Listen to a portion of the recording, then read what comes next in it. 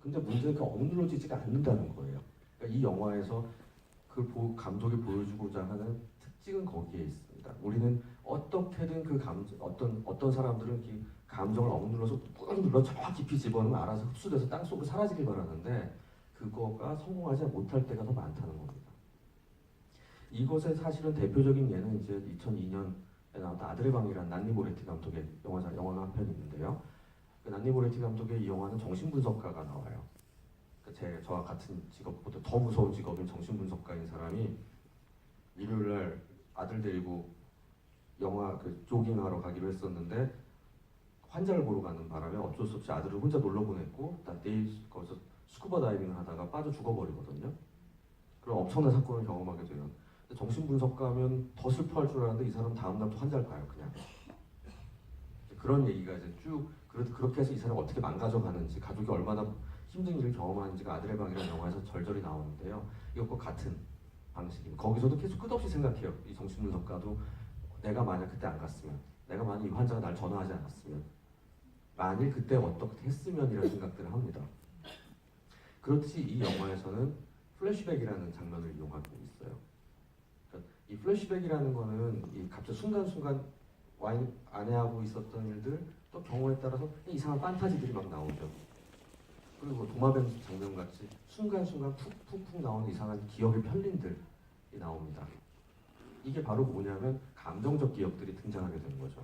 그러니까 우리의 기억은 조금 복잡한 얘기일 수도 있는데 그냥 알아두시면 좋은 기억은 두 개의 루트를 갖고 있어요. 지금 여러분들이 제가 한 말을 막 기억하려 노력하는 것 아니면 영화의 스토리를 기억하는 건 우리가 아는 사건 기억입니다. 해마라는 곳에 이야기가 저장이 되고 그건 예를 들면 몇 년, 몇 월, 며칠 무슨 일이 있었어라고 시간이 태깅이 돼요. 거기 하나하나에.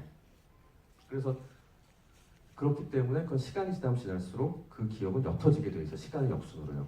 여러분들 10년 전에 내가 수능날 시험 문제 그때 그 느낌은 기억나지만 무슨 문제 풀었는지 기억 한 개도 안 날 겁니다. 죽어라고 외웠던 중간고사 시험 문제 하나도 기억 안 나요. 시간의 역순으로. 그리고 하나의 스토리를 만들어요. 이 영화를 봤어. 그러면 무슨 얘기야? 그러면 어떤 얘기야라고 기승전결을 갖고 얘기하죠. 어떤 일이 있었는지 막 얘기할 때. 즉 타임을 태깅하고요. 시간 태깅하는 게 있고 두 번째로 기승전결이 있어요. 이 기승전결은 매번 바뀌어요. 그때 있었던 일들이. 그래서 재조정이 계속 일어나 앞뒤 사건들을 통해서. 그래서 나름의 일관성을 갖게 되는 게 이 기억들입니다. 근데 감정적 기억은 되게 다르게 움직여요. 저는 편도라는 곳에 따로 저장이 되는데요. 얘는 타임 태깅이 안 돼요. 이상하게. 시간이 지정이 안 돼. 그 일은 언제 있었어가 지정이 안 돼요. 그래서 그냥 감정이 차곡차곡 쌓여요. 그 비슷한 느낌들끼리. 그리고 스토리가 없어요, 얘는. 그리고 어떤 일이 벌어지냐면 이성에서 통제가 안 돼. 그래서 또 어떤 일이 벌어지냐면 스토리텔링이 안 되니까 조각조각 나 있어요. 근데 대신 얘의 좋은 점은 뭐냐면 느낌, 냄새, 소리, 비주얼 이런 부분들의 이미저리가 같이 들어와요. 그러니까 4D야, 4D에는. 몸에서 느낌이 확 와요. 우리 가끔 소름 끼칠 때 있잖아요.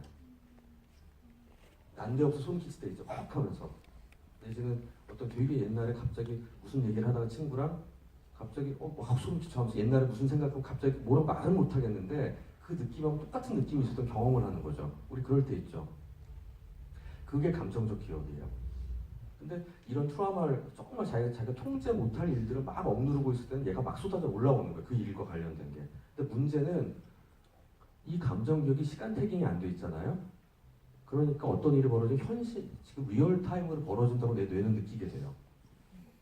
그러니까 5년 전에 있었던 일이야. 뭐 석 달 전에 아내가 죽었을 때 있었던 일이야. 한 10년 전에 내 아내와 함께 있었던 일이라면 그게 사건 기억은 멀리 아련하게 느껴질 텐데 추억이라면.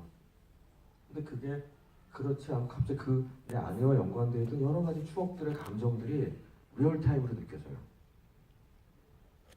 그게 플래시백이에요.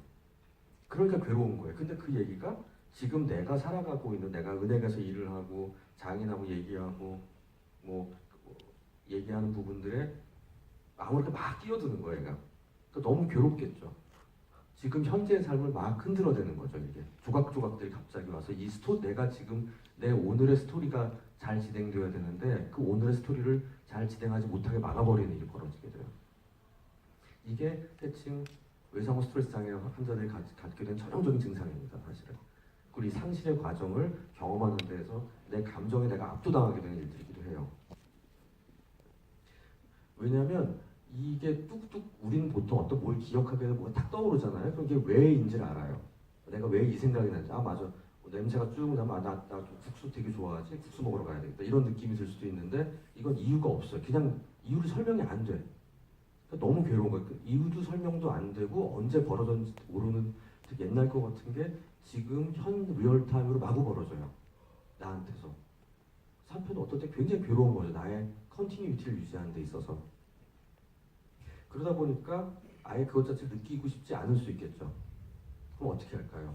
뭔가에 몰두하게 됩니다. 그게 데이비스가 한 데몰리션이죠.